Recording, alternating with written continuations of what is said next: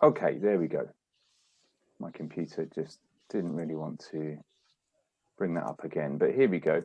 Okay, so we can see now, I hope, on the screen the guest experts, some of whom we've heard from in DT Open events already, and others who we'll hope to bring online over the course of the year. This is all leading up to our Dublin TEFL Trinity Dip TESOL course, which will be starting very soon, in fact, in April.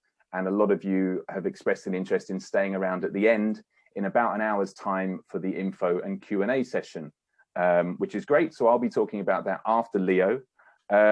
Briefly, let's have a look at who we've got coming on board with the course. We have Leo obviously today talking about lexis, vocabulary teaching, and a range of other people, Mark Hancock and Annie McDonald, talking about phonology, productive and receptive, so listening in Annie's case. Jason Anderson will be looking at lesson frameworks and methodology. Jessica Mackay, Dr. Jessica Mackay looking at learner psychology and motivation especially.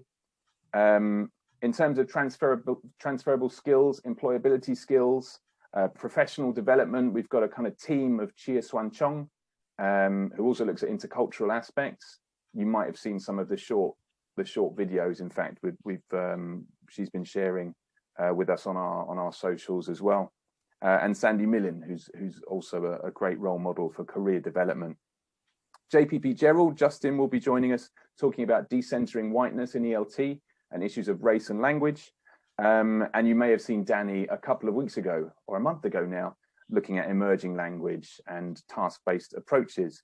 So hopefully you can join us for more of those, or if you'd like to work as a smaller cohort, if you're looking to boost your career in ELT and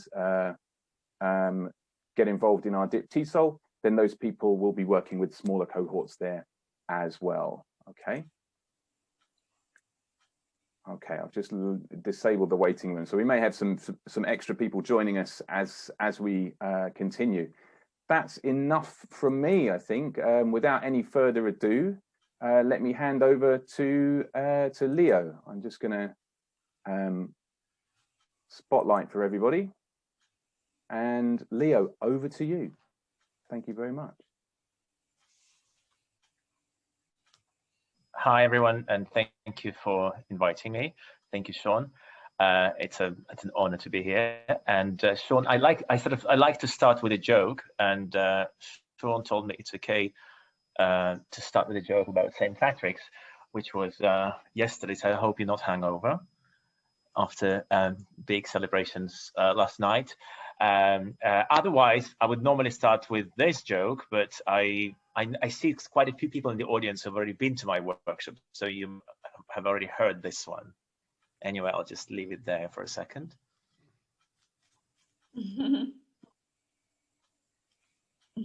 So yeah, so thank you for joining this webinar. And yeah, I mean, I'm sure there are plenty of other things you could do on this Thursday afternoon. So thank you for being here. Now, if you could stay on mute, I would really appreciate that, unless you want to ask a question. But I think it's probably worth first asking in the chat box, and then sort of if you would like to develop a discussion, you can unmute yourselves. But if you can turn on your cameras, that would be really nice, because I would really like to see your faces. I'm working with two screens here. I can see sort of my slides, and I can see some of the participants. So it's nice to see sort of some feedback, some reactions from the audience, something we kind of lack when we teach or give webinars. We give workshops live. Outline of what I'm in my session today. I know I may be a bit optimistic, but I'll try to sort of cover as much as possible within this 1 hour that's been allocated to me. So we'll start with what is knowing a word. So many of us have this sort of impression that knowing a word is essentially knowing its meaning. However, there are a number of different aspects of in what is involved in knowing a word. And I would like to share with you the sort of these two frameworks that are popular. Well, actually, one is less. This is a less known one by Michael Hoy.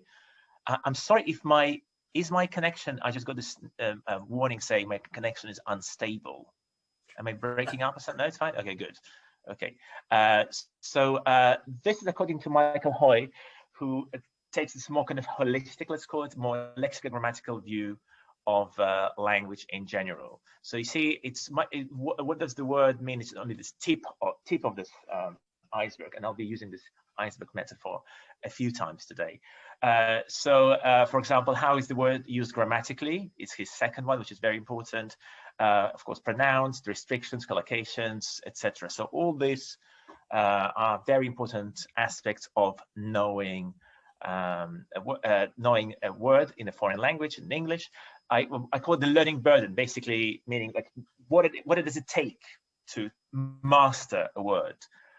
Now, another framework which some of you might be familiar with because it's more kind of popular, it's more it's better known, is Collocation. Collocation is a well-known vocabulary. I see some people nodding in the audience. Yeah, so it's in a way they're similar because he also has sort of 9 main. The similarity is that the fact there are 9 aspects, just like in the previous one.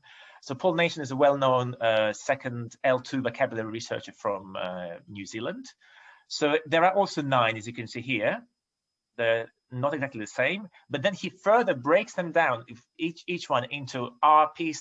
R stands for receptive and P stands for productive. Okay. So for example, if we take, for example,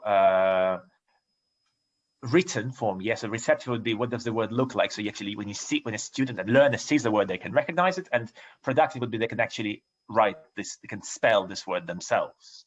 Okay, so I turned this framework into this useful diagram. Again, some of you may have seen this already because I've introduced it at a couple of other webinars. But I, being Generation X, we like sort of visual stuff and PowerPoints, etc. So I turned this framework into this kind of visual chart, dividing into 3 sort of overarching categories, like 4 meaning use, and then each one is broken down into different sort of subcategories. Okay, and we're going to look at each one. Okay, so we're going to look first at each one in more detail, and then we'll look at how we can teach each one of, well, some of these. As I said, we don't have, we're limited in time, but I'll try to cover as many as possible. So we'll start with the first one. So form, yeah.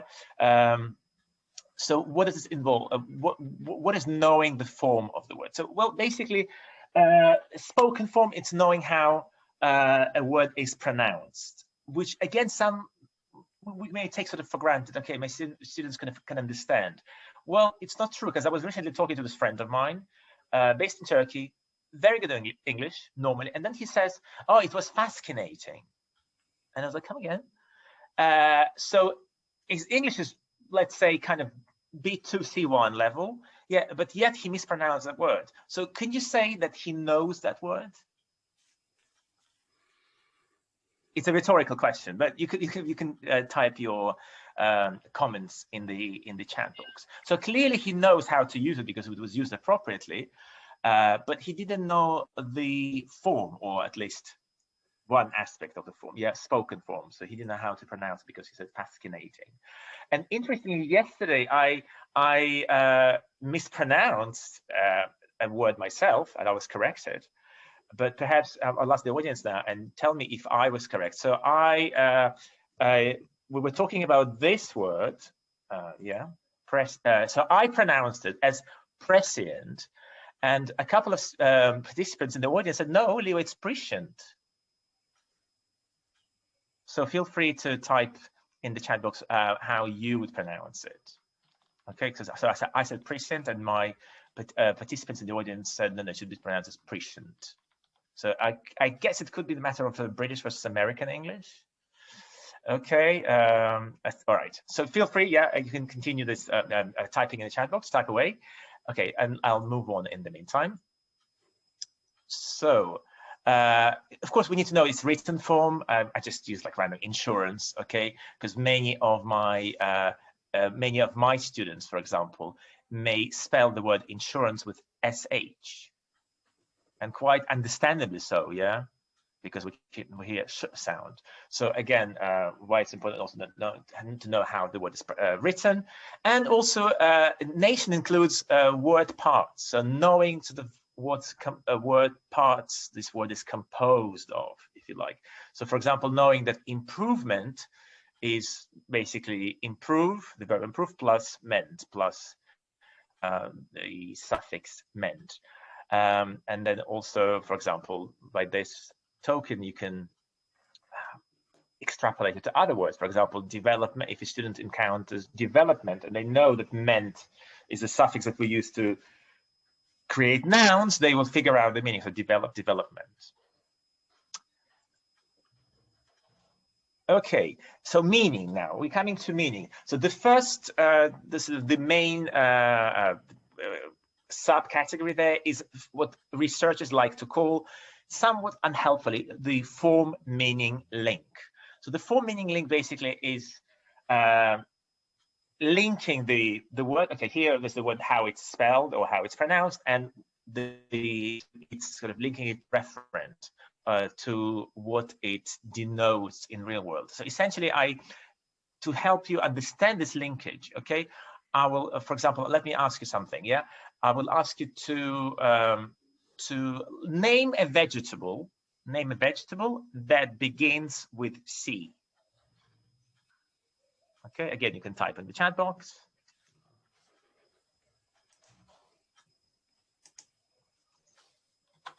Oh, courgette. So yeah, thank you. Yeah, I didn't expect anything beyond cucumber, but we have celery as well. Yeah. All right. Okay. Now, and let me, if I ask you now something else. Okay. So name a word that begins with C that is a vegetable.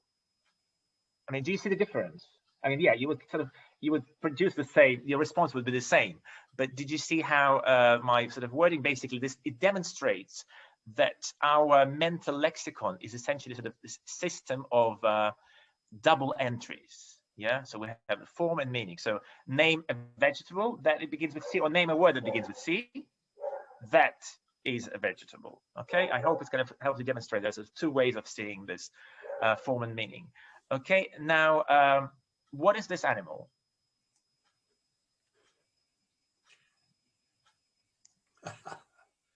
Okay, so yeah, okay, yeah, it's a cat, and this, now you call it a cat because we're all native speakers, but for many other people in the world, this word is something else. This creature, yeah, is something else. Yeah, is sha or hata if you speak Greek, or etc. I mean, I hope, I don't know if you can recognize all the languages in my list. If you do, again, I should have really numbered them now I think about it. But feel free to type. I think there are 10. No, sorry, there are 12. So feel free to type your, if you know what language these are. Okay, so Ferdinand de Saussure, who is the sort of, can be seen as the founder of modern linguistics, and I know the reference there says 1974, but in fact he wrote it much earlier, at the beginning of last century. In 1974, it was when he was translated into English, because he wrote in French. So he basically talked about how the language is a system of signs that consist of the signifiers, yeah, and the signified. So the signifier in this case is this sign, is this cat, or C-A-T, yeah, we're talking about the written form, and cat, the way we pronounce it, the spoken form, and the signifier is what this symbol, what the sign denotes in the real world, okay? And it denotes for example, yeah, a four-legged animal often kept as a pet. What do you think about my definition? Is something missing? Yeah, a four-legged animal that we often keep as a pet.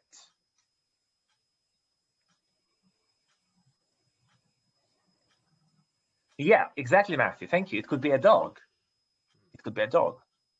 So what do I need to do now to sort of define it a bit more precisely, sort of like to, and you know what by the way, those of you who have children, and I'm sure you've observed it, how children themselves might confuse cats and dogs, yeah? So once they sort of learn, this is a cat, and they kind of associate it, yeah? So they make this linkage between the meaning and the form.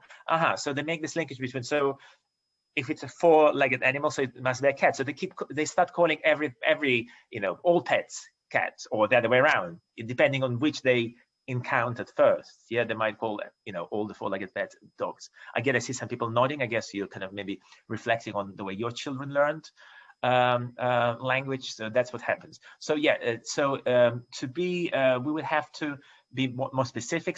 Add some cat-like features. Yeah. So for example, you can say that it's a four-legged animal cat. There's a pet that has whiskers. Yeah, or that likes. Some people have this sort of this misconception that cats like milk. Okay, so I know that cats are not supposed to drink milk, so that you may add that. Okay, but that's also what children kind of like to see. So it's a four-legged animal that likes milk. So in a way, to define the meaning of cat, we had to think about not only what it is, but also what it's not. If you see what I mean, yeah. So we had to kind of imagine, yeah, but it's not enough to say it has four legs. It could be kept as a pet. You need to think sort of other characteristics that would single out cat from all the other pets. So essentially, what I'm trying to say that meaning is differential in nature. Yeah, meaning is contrastive. You can only truly define meaning by contrasting the signified with other things that are not signified by this word, this symbol. So for example, you would do the same thing, for example, like this. What is this? What is this object in my hand that's yellow with sort of polka dots? Can you type in the chat box? And in the meantime, I'll take a sip. Well, you see, what do you have? It's a cup or mug. Well, exactly. Why is it a cup or is it a mug?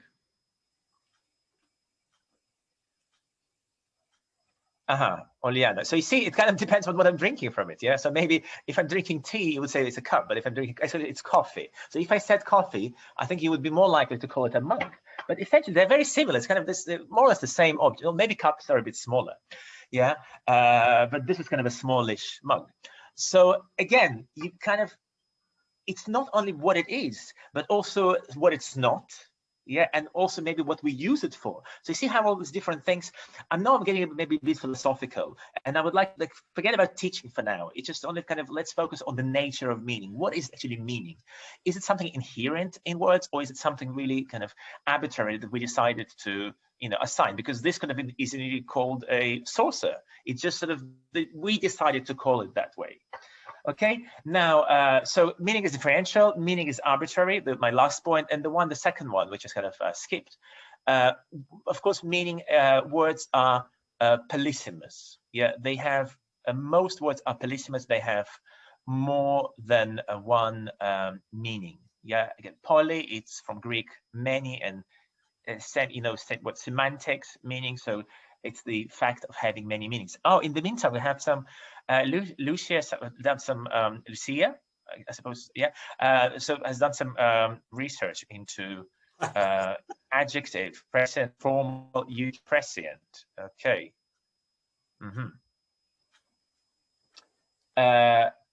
So again, most words are polysemous. Like most words, I think hardly any words that are not polysemous.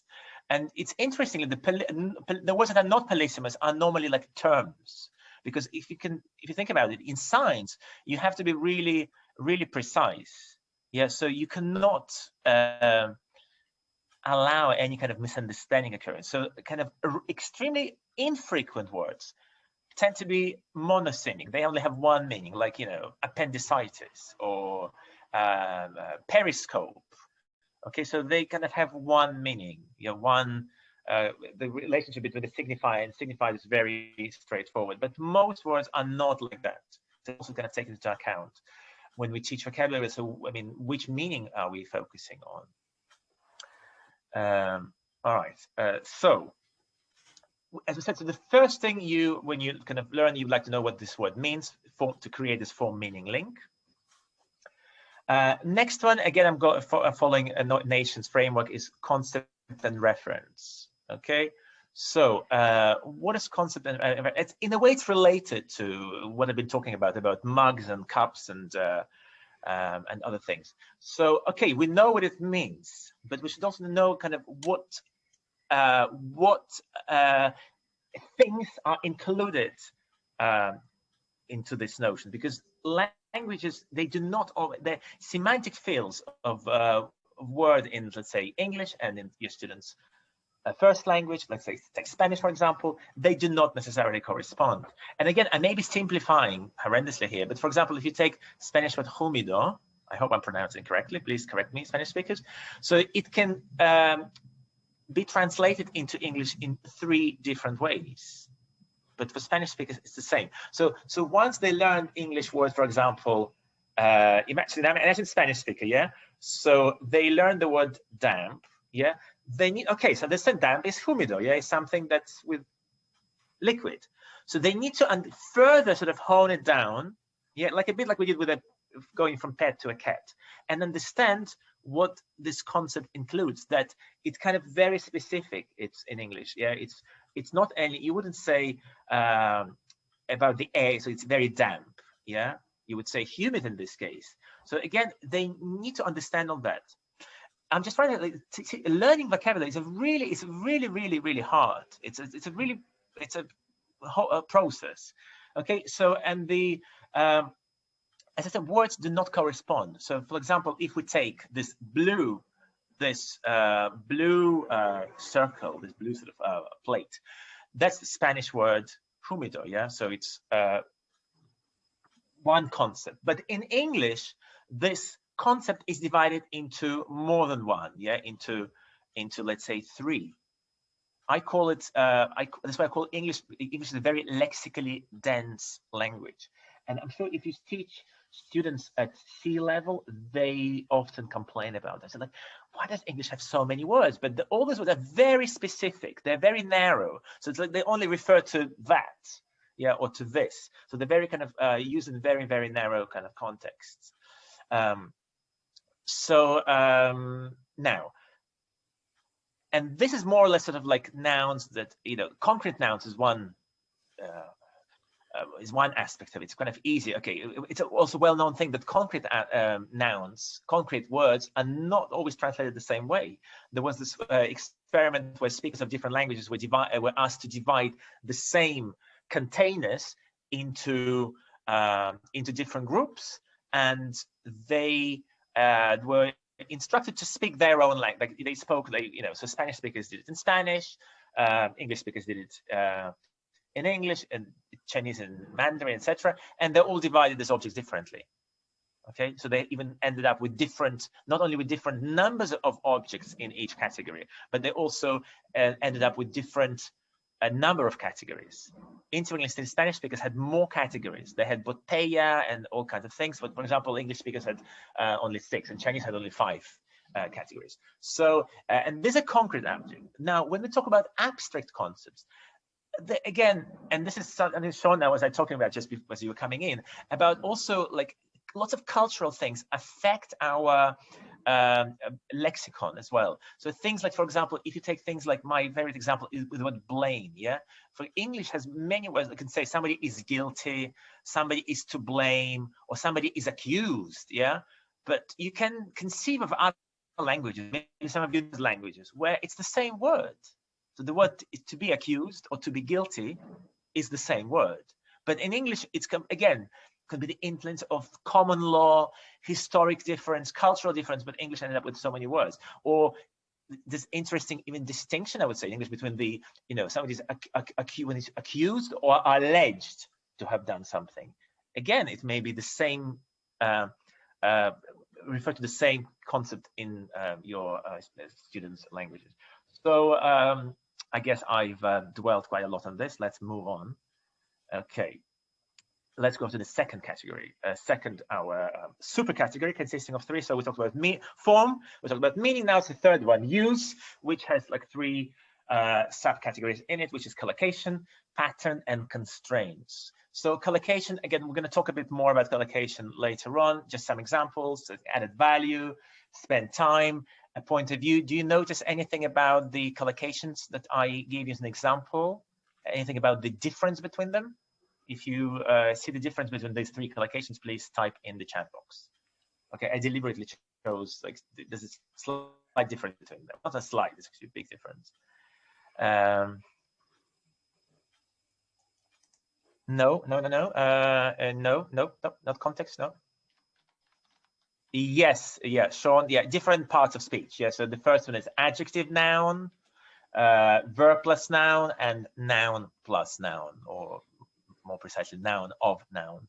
Okay, so this is the first one. The second one, pattern, which I think Hoy would say grammatical, kind of how the grammar of the word. We could call it also like sort of a micro grammar. Yeah, sort of not grammar with a big G, but grammar. Each word has a grammar. Another term you may have come across is collegation. Yes, you can also call it collegation, even though collegation is not exactly the same. Because, for example, my example here is not so much collegation. Collegation is also kind of like collocation, is the tendency of a word to occur in certain patterns. But here, pattern, I mean, it's, for example, it's a kind of mistake. And again, I use an asterisk, but I think I'll be using it throughout the presentation.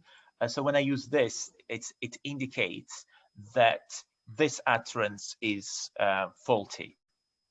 Yeah, there's something wrong with it, which is quite different the way we use it now in text messaging. We use it to correct ourselves. We used to, you know, add an asterisk before, you know, if you made a mistake, and to correct your previous, which is quite interesting. So again, very common mistakes for students. He suggested me to go with him, as opposed to he suggested that we should go, or suggested going, etc. So again, if a student makes this mistake, yeah, can you say they know this? They know the word suggest? So clearly they know the meaning, but if they don't know how to use it, or one of the aspects, can we say that they have mastered the word? So probably not. Yeah, thank you, Karen. Yes, that's the pattern. Suggest that exactly would be sort of, you can with or without that. Okay. Now, constraints on use. Again, constraints. To be honest, I don't think Paul Nash actually clearly defined what I mean by constraints. But the way I understand it is sort of, it could be one of the following. It can be constraints sort of in terms of register, sort of formal, informal, sort of, yeah, we say this, but I wouldn't say it like you wouldn't write it in a CV, yeah, because it's informal. So that would be kind of constraints that it's used. So yeah, it's a nice word to use, a nice chunk to use, but you wouldn't write it in a CV, okay? Or sort of kind of maybe slightly negative connotation. You don't want to offend someone. Skinny, even though skinny is interesting. I'm sure 50 years ago it would have a negative connotation, but I think now it's totally positive. Okay, so frequency. Okay, so this is again, I can't stand his infantile behavior, as one of my C level students wrote. But in English, you would say, normally would not use infantile. You would say here simply childish.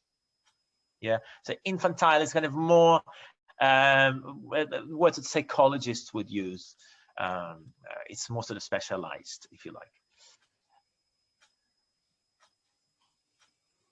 Okay, so now, so these are all different aspects of what is knowing a word. Now, let's look at actually the course books adequately address all these 9 aspects of word knowledge. Robert, you like infantile? Yes, I agree. Yeah, but you'll be. I think actually it could have been easily a mistake, but made by a speaker of, not a mistake. Yeah, a sentence said by a speaker of any of the Romance languages. Yeah, because, and again, those of you who teach maybe Spanish speakers, you probably know they like to overuse those words in English that we would consider more formal. Okay, all right. So vocabulary in course books. Unfortunately, the form meaning link receives most attention in course books.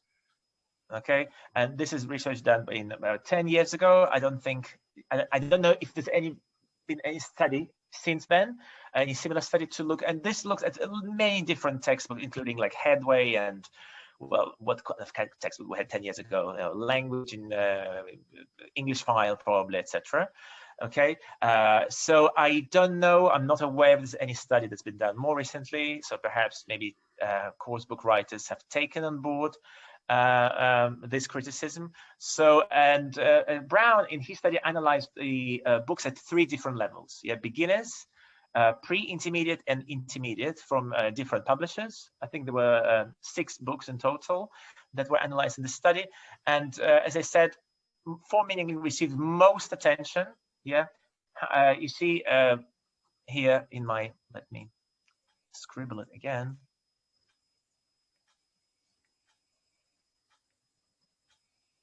Yeah, here you see.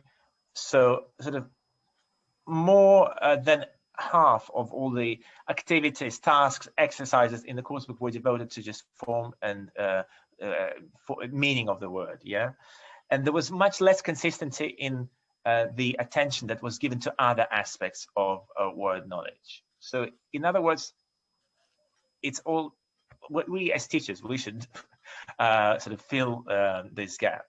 Yeah, and pay more attention to other aspects of word knowledge, such as, for example, even the form. You see, surprisingly, even the form is taken for granted. Students sort of will just remember how the word is written or pronounced. Well, you see, there's a bit more attention paid to how the pronunciation, spoken form, in beginner course books. Okay, and grammatical functions. Surprisingly, like, I guess that's the level where you teach lots of, you know, parts of speech, noun, verb, but then it sort of declines, and, you know, we take it for granted. Very little attention paid to collocations and other aspects of word knowledge. Now, there was a similar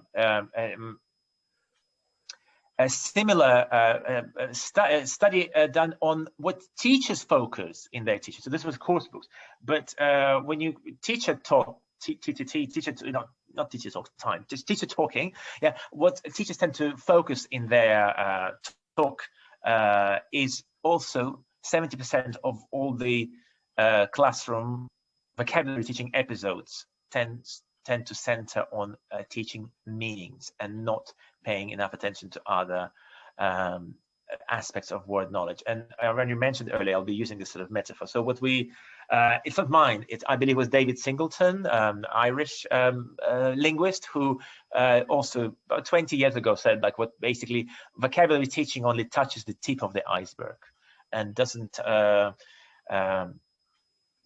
sort of, doesn't scratch below the surface. I'm mixing metaphors here, I think, and addresses all these other equally important aspects of word knowledge. Okay, now, so what can we do? Yeah, what can we do as teachers? Let's see how we can go beyond word meaning and focus on other aspects. I see there are some comments in the chat box coming in. Let me just have a look. Reading for chunks, collocations. Yeah. No, yep. Okay, yeah. We'll be talking about all these things in a second. Okay. So again, we'll go back to this chart that I like so much.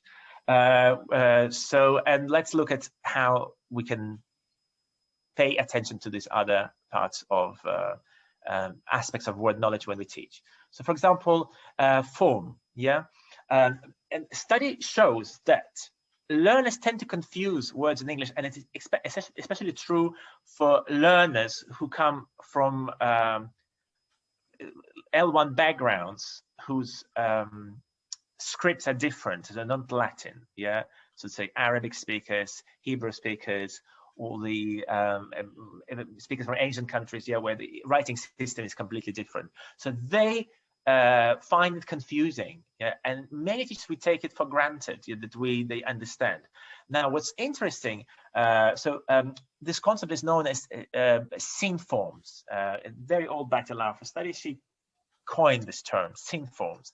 So they are Syn Forms because they can be easily confused. So adapt, staff, and stuff.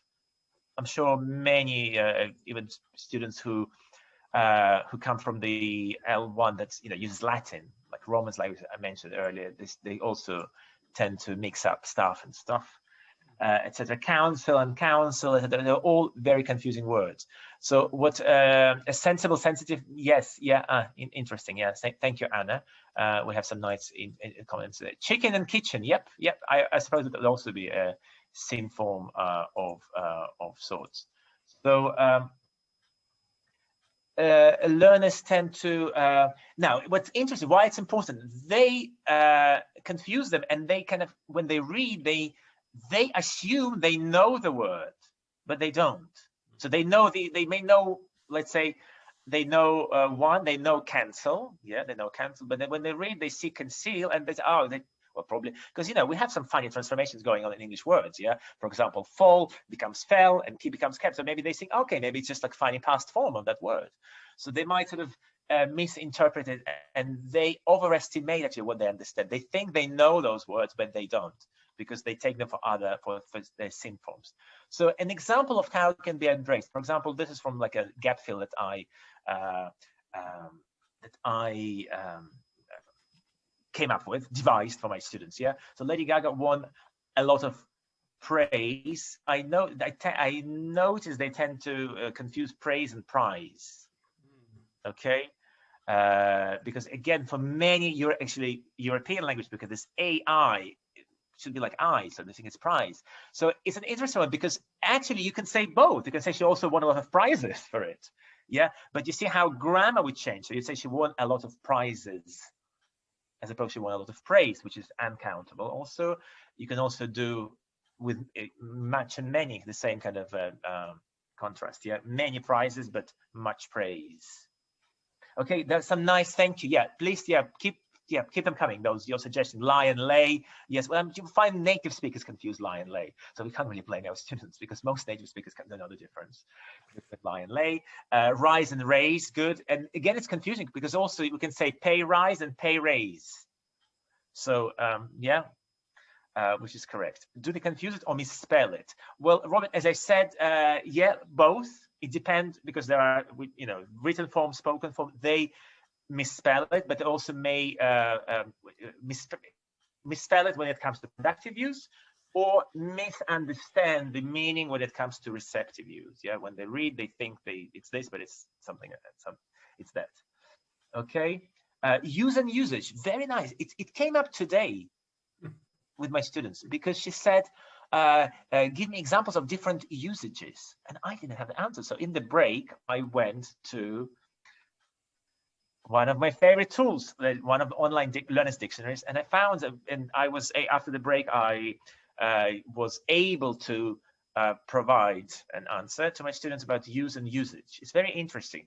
So, well, actually, there's also grammatical difference. Usage is not used in the plural form. We don't say usages.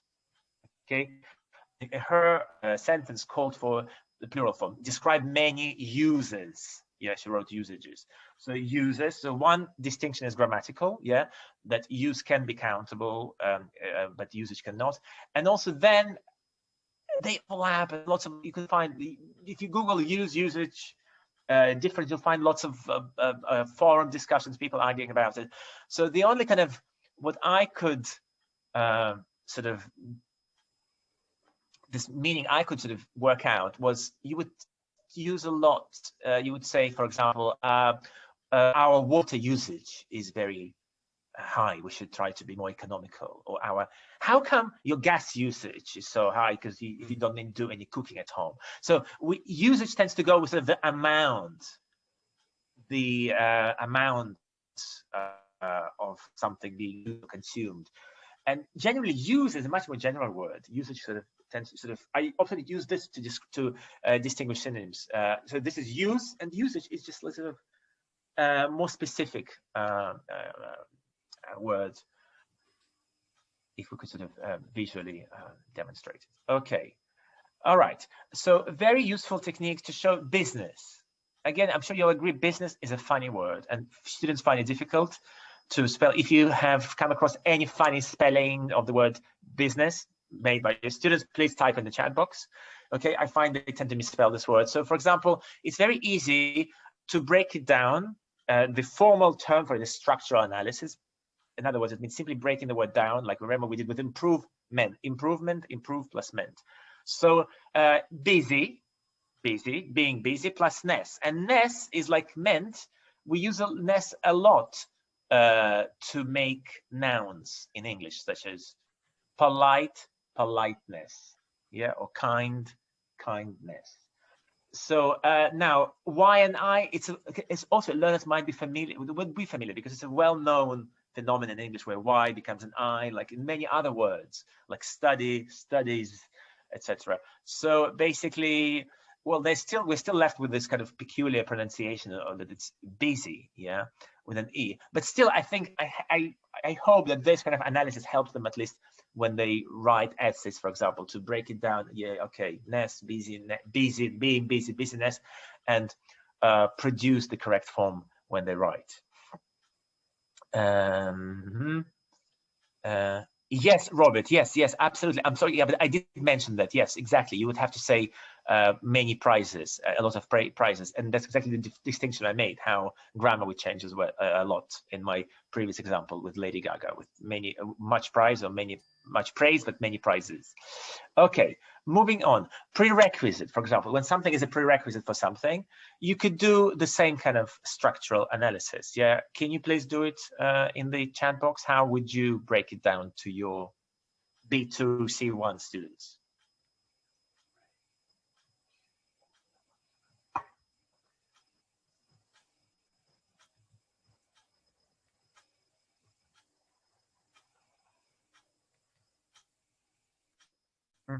So, well, maybe make yourself clear. So in business, well, why I broke business down in those parts to help learners remember how it's spelled. So specifically, I was focusing here on the written form. Yeah. What I would like is now, I would like it to help your students work out the meaning. Yeah, the meaning of prerequisite. If they don't know the meaning, to apply the same things, the same techniques, structural analysis, but help them work out the meaning. Okay, pre plus require. Pre, and what is pre? Pre essentially is before. Yeah, we have other words in English with this prefix where pre means before, and requisite is kind of from require. So it's something that's required before. So before, for example, you apply for a diploma, you have to have a certificate. So having a Trinity certificate is a prerequisite for your enrollment. Interestingly, my example with present earlier. So when I allegedly mispronounced present, I was trying to do the same thing. Yeah, I was trying to explain what is prescient, is pre, before, and it's from science, scientist. So scientist is knowing, knowledge. So you know something before everyone else. Okay. So if you look at these words like elect, select, collect in English, yeah, they come from the same Latin root. Okay, elect. And I don't know if you made this connection, but they all have to do with kind of choosing something or picking something. I think pick would kind of define all of them. Yeah, when you elect, you pick a person; select, you pick an item; you collect, you also got to pick many different items. Okay, yeah. Karen agrees with this picking. So interesting. This is, for example, from Russian, and I know not many of you speak Russian, but I'm sure your level of linguistic intelligence, otherwise, because you're all languages after all, even if you look at the form, yeah, without understanding the meaning, look at the form of the word, you see it's the same. Yeah. So interestingly, and when we teach form, we kind of we rarely do that. We may use L1 to compare the meanings, but you can also use L1 sometimes to compare or contrast, in this case, to compare the forms. So very similar things happen in Russian with the same root, we just add the prefix kind of. So you mentioned sort of E, select, collect being prefixes kind of. And the same thing happens in Russian with this lemma. Okay, if you take prescribe, subscribe, and describe, the same Latin word from scribe, scribe, which is to write. And then again, so if you know, a subscribe is like to underwrite, describe is to write about. Again, they can, and this example this time from Polish. Again, if you don't know Polish, but again, you can see the form is the same. more or less. Yeah, so the same again, you have a root and different prefixes added. Okay, and also it's interesting, so all these words, verbs, they have their corresponding forms in English also follow the same pattern: prescription, subscription, description.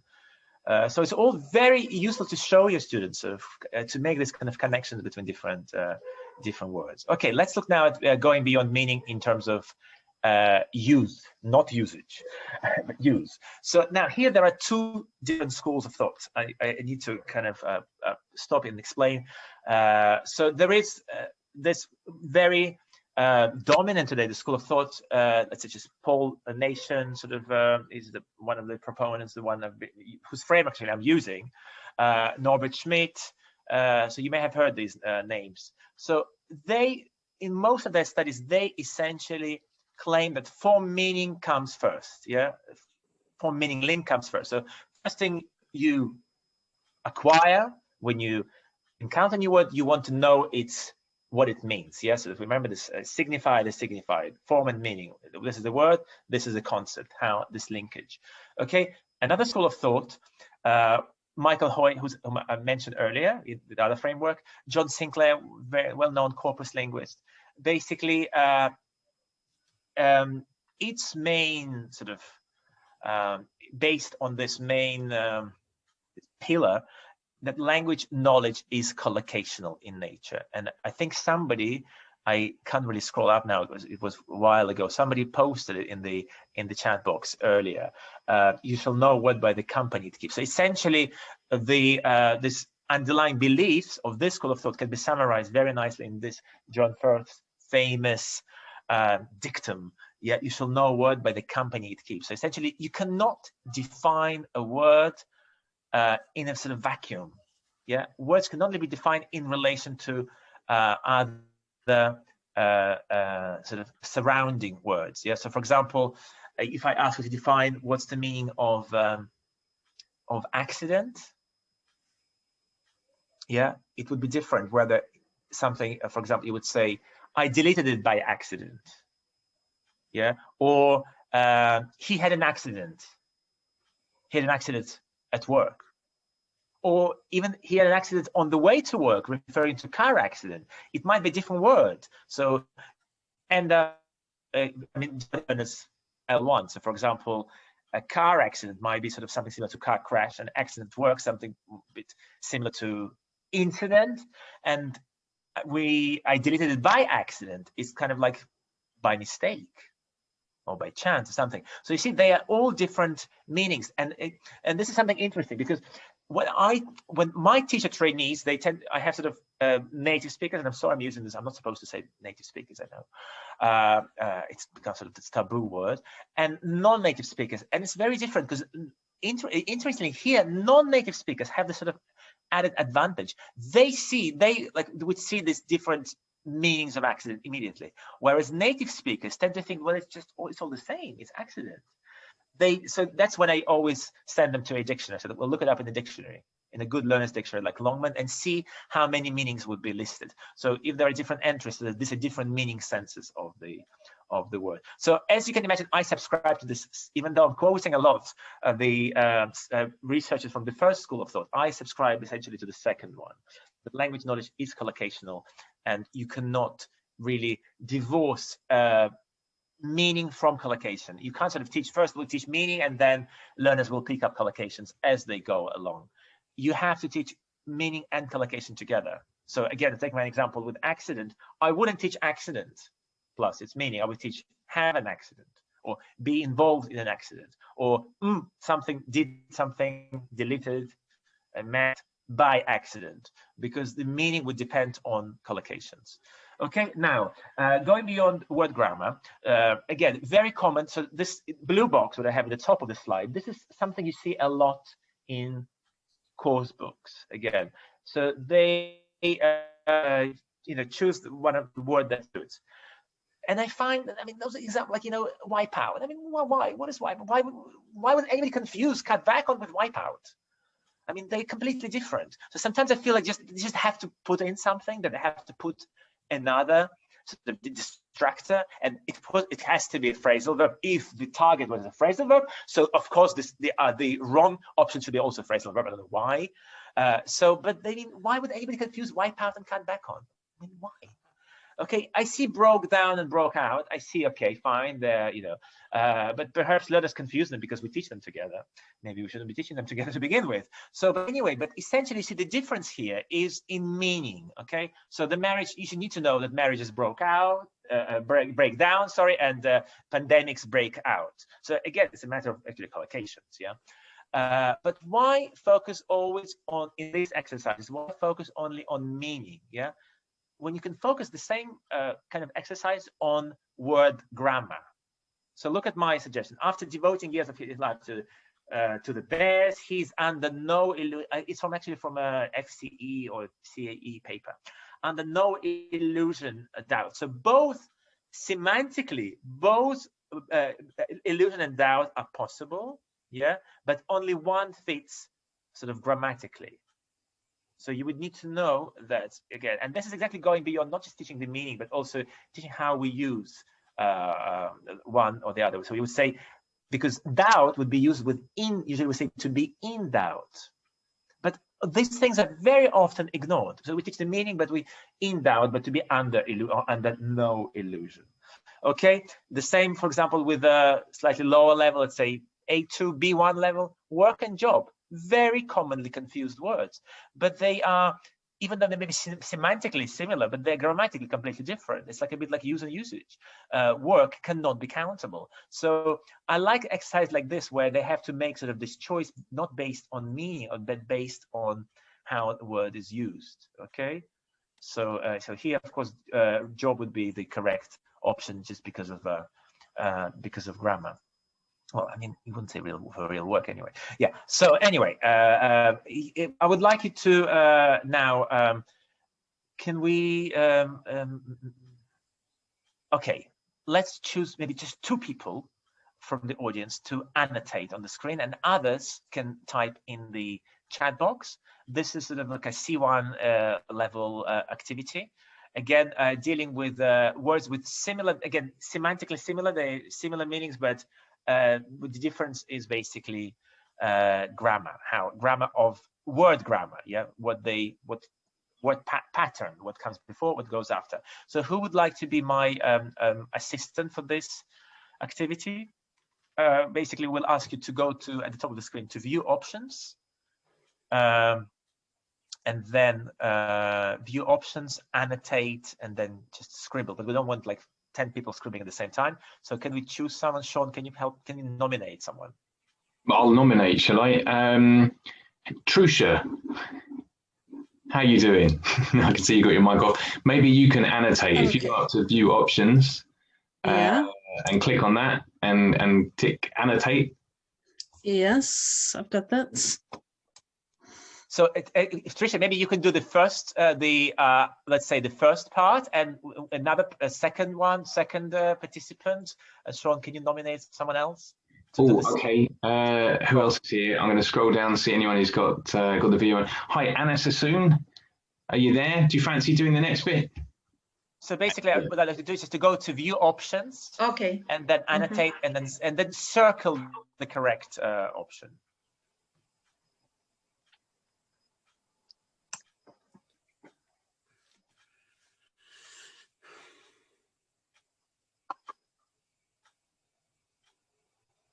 Nothing is happening. Are you having? Okay, all right. I see. Okay.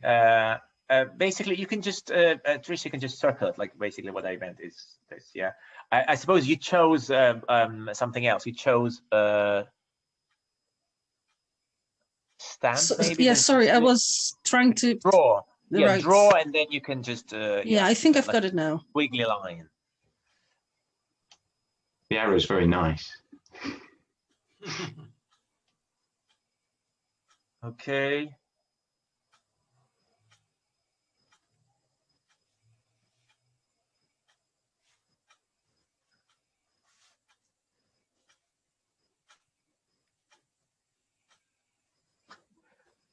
And all others, you're welcome to, if you have any comments about this, please type in the chat box. Yeah.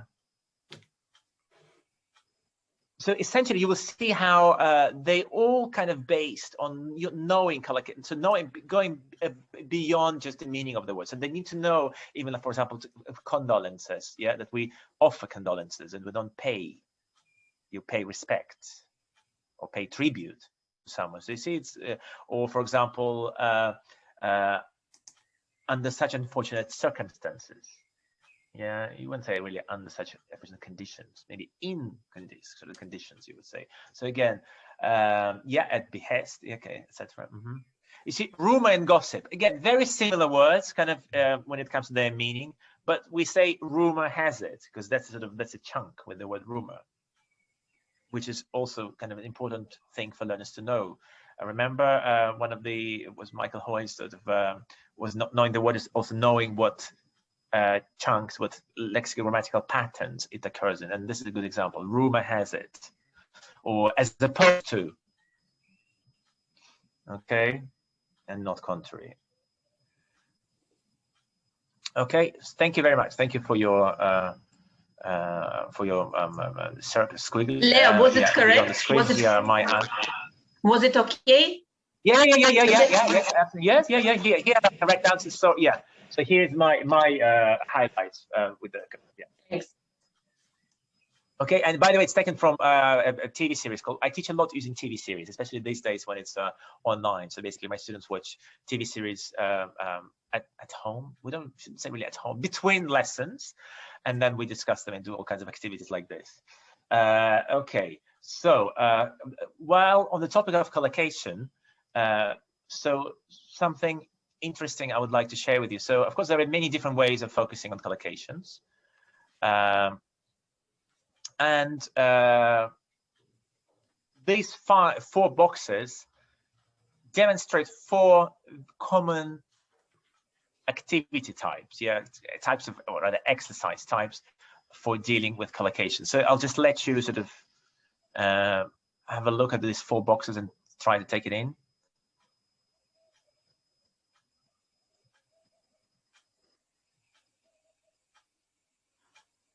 Okay, so you see, like in the first one, they have to match, simply make a suggestion, etc. Okay, in this one, they should choose the right word. So, for example, so to had to meet the deadline. See, I gave you the same words, Pay attention here, meet the deadline, etc. They have to insert one word, one collocate, as opposed to this one, to the fourth one, where they have to provide the whole collocation, so the whole collocation has been gapped out. You see the difference? So they're part of a collocation, the one on the left and the other on the whole thing.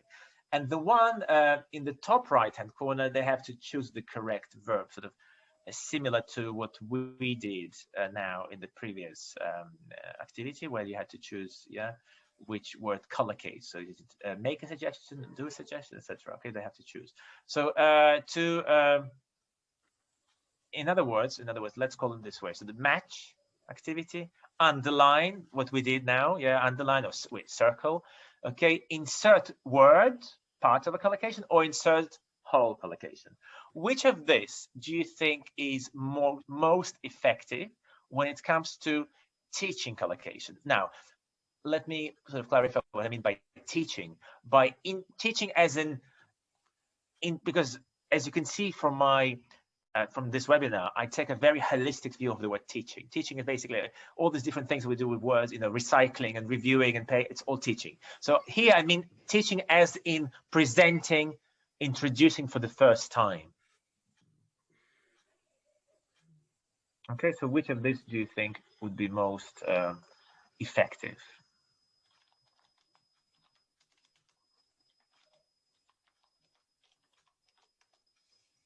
Okay, insert, number 4, I believe insert collocation, insert whole collocation, match another. Okay, we have a whole spectrum of opinions here. Match, match is quite common, yes, and I personally use, or I used to use, match quite a lot.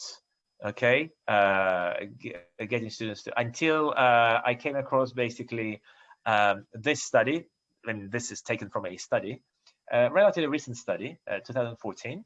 Okay, so interestingly, matching is the least beneficial one in terms of, again, presenting them for the first time. Okay, why? Well, simply because when learners match, they're likely to mismatch. Yeah, they're likely to mismatch, and they're likely to sort of to form wrong associations. So at the first encounter, if you want to teach them a chunk, if you want to remember collocation as collocation, it should be taught in it as a whole, okay, without breaking it apart. So basically, I'm sort of simplifying what this research paper says, that exercise that minimize the risk of error.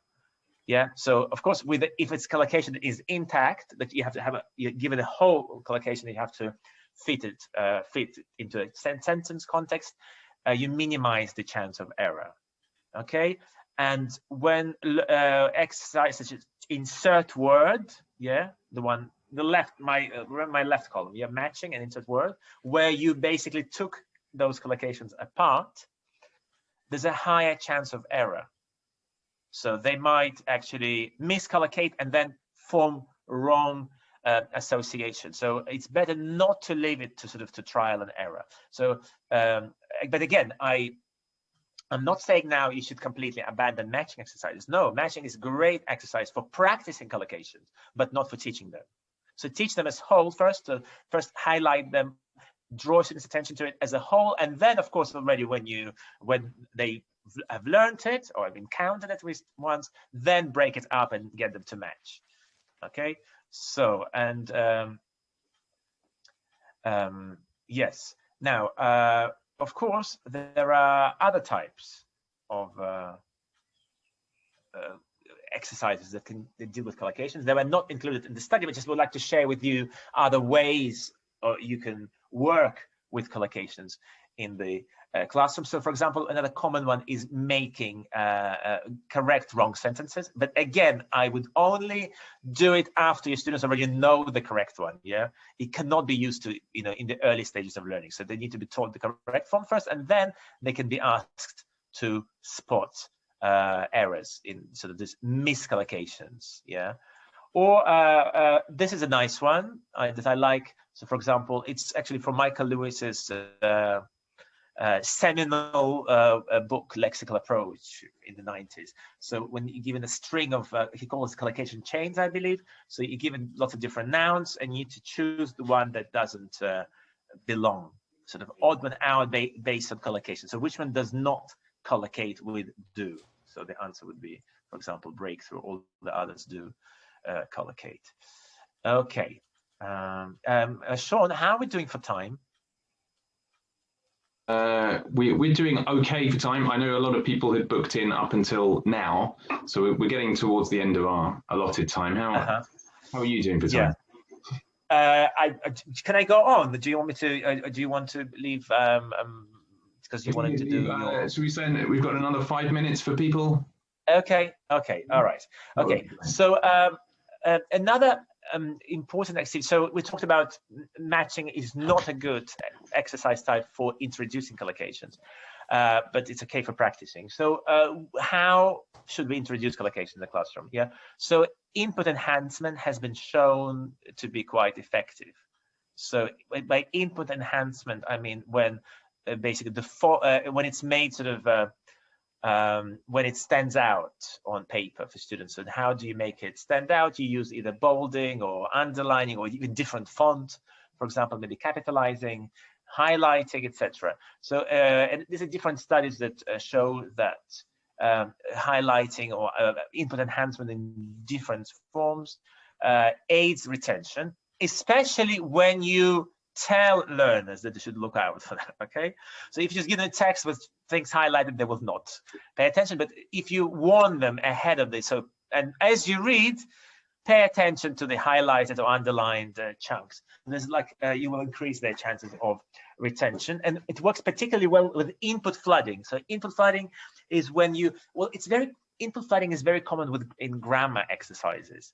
And if you think it's much easier to devise. So what is input flooding is like when a text is seeded with examples of the same structure. For example, like lots of present continuous. Yeah, somebody describing their plans for the near future, and there's lots of present continuous. So it's much easier to create input flooding for grammar, of course, but I mean, you can't. I mean, how for lectures it's a bit harder because you can't have the same chunk coming up in the text all the time.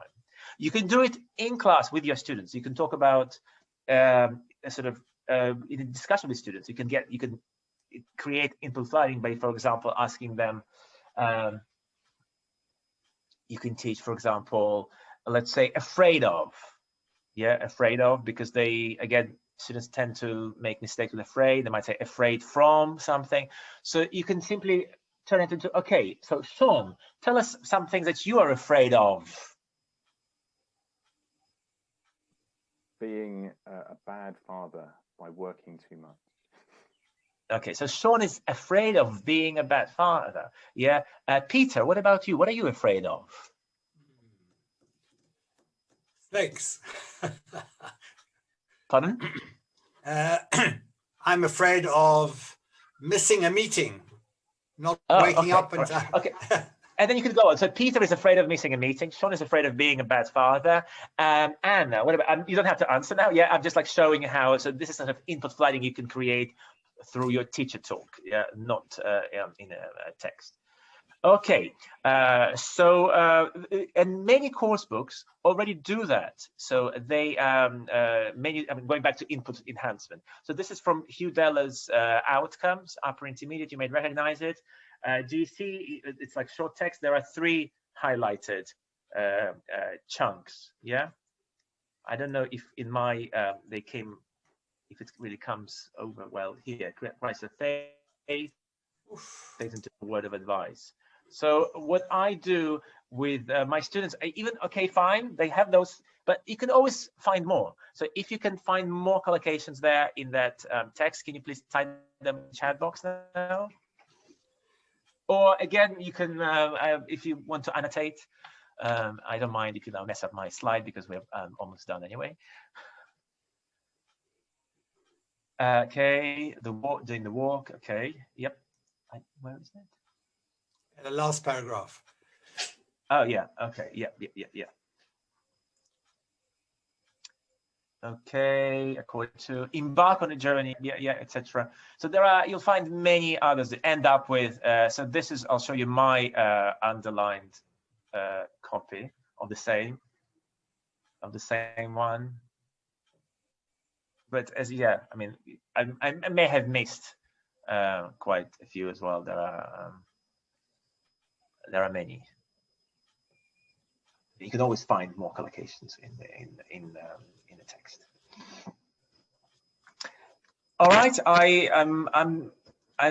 suppose I should wrap things up at this point. Okay, so I would like just to finish with 2 useful quotes for you, which I will let you sort of read by yourself, because it kind of sums up nicely what I've been talking about.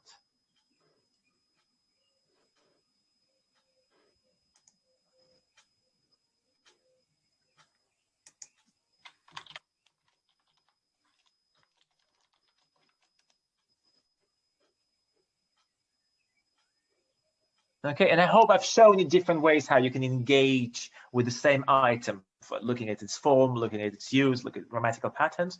And here is another one.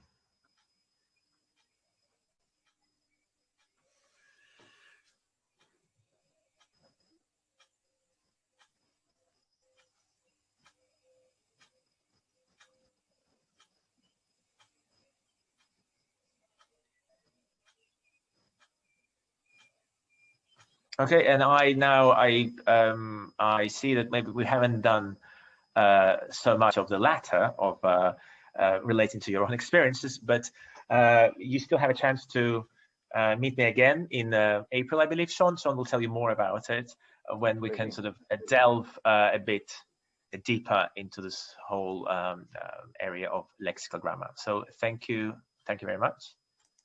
Thank you so much. Thank you so much, Leo. I think with all good talks, it kind of opens up a lot of questions and things for people that they sort of take away afterwards, as well as answers, you know, going away and thinking and reflecting about our own teaching and what we do and materials and so on. And yeah, definitely agree. It'd be great to continue this conversation if anybody is on the socials, as they say. Yeah. I think you As I said. say, yeah. Let me share my contact. Sorry, yeah, I'll share my contact details. Fabulous. By the way. Thanks so much.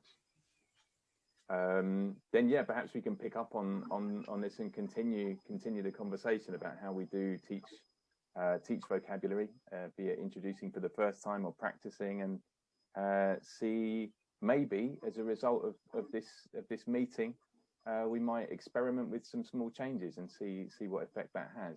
It would be really great to hear about any of that that anyone decides to do.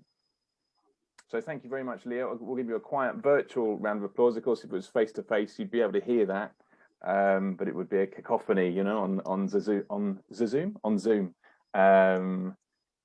Were we to do that? But thank you so much for joining us today, and thank you everybody for coming along at this time. And I hope you got something out of that you can take away and apply.